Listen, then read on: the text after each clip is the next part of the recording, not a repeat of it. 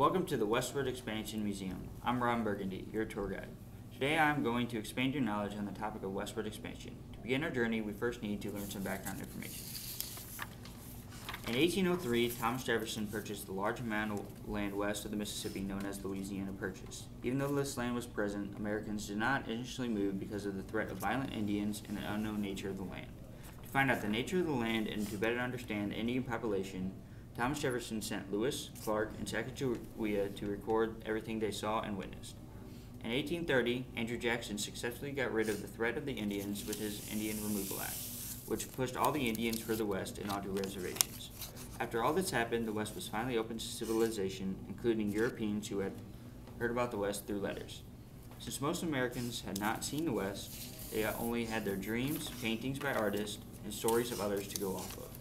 The dream Americans had about the West was that it would give them opportunity to get better education, cause less health issues, freedom to practice their religion, and a better life for their family and people they loved.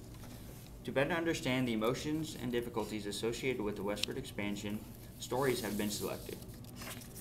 In a story written by a traveler on the Oregon Trail, Jesse Applegate, the typical day is highlighted. The average traveler woke up early and got ready to continue their journey. Whoever was last to get ready had to ride in the back of the caravan.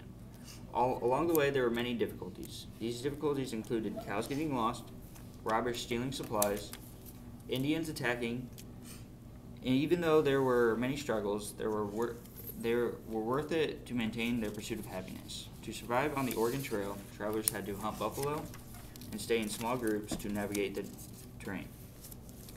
In a journal by Miriam Davis Colt, she explains her experience when traveling west. In her story, their family sells their farm and begins their journey westward to Kansas. After their journey of about 5 months, they finally reach their destination. They found that everything they had paid for and were promised was not present. This was utter disappointment. Not only Americans moved west, there were also many immigrants who joined in the expansion.